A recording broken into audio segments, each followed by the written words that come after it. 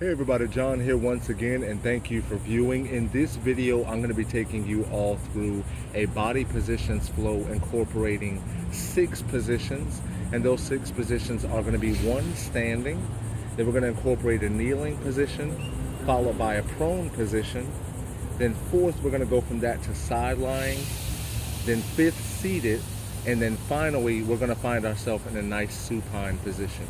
So let's go ahead and get right into it. Alright, so from the first step, we're going to find ourselves in a nice neutral stance. It is from here that I'm going to step 1 foot forward. It's going to be my right in this case. I'm going to go ahead and get the T-spine, awakened. So I'm going to add a nice opposite side rotation, fully focusing on the obliques and twisting through there, making a nice line.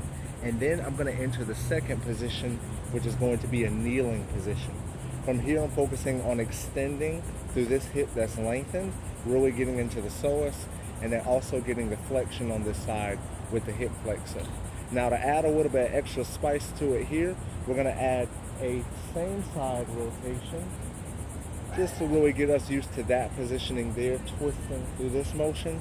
And I'm going to follow up that by hinging at the hips and planting both of my hands inside of where my foot is in front. I'm going to then go to our next position, which is prone, which is going to be a high plank position here. And it's from this position, I'm going to take my right leg again. I'm going to thread it through and hit the side lying position next. You can take the hand above, or you can rest it at your side. Just making sure you have a nice shoulder to palm stack, and you're engaging through your obliques, pushing into the ground, stabilizing through the shoulder. It's from this position that, to make it easier, you can bend this leg, that's the farthest behind, and then sit onto the ground, which is our next position, which is seated.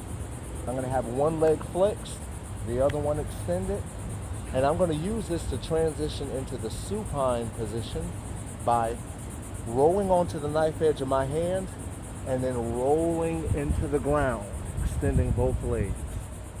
Now the super cool thing about this flow that I just showed you all is that it doesn't end in the supine position. You can actually reverse engineer it all the way back up and then start the sequence again with the opposite foot.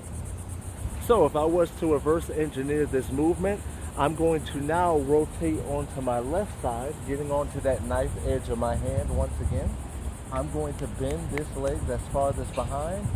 I'm going to go from this seated position now to the side lying position. Easy transition to do from here is to plant this hand, thread this leg through, reposition ourselves, and now we are in prone position. It is from here now that I'm going to do the opposite. I'm going to take my left leg, place it on the outside of my hands, and I'm going to engage through my hips to hit the kneeling position. Now what we add to this here, we're going to add that same side rotation. I'm going to come back up to standing. Nice, good grounded stance. Opposite side rotation. And then I'm going to bring my foot back. And then I'm going to start with the left. Start the sequence all over again.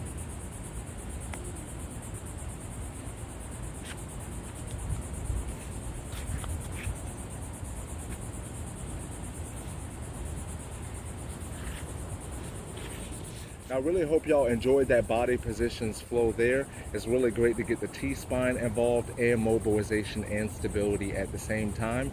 Take your time with each one of the transitions and the movements. Make sure you're aiming for quality and be on the lookout for much more content.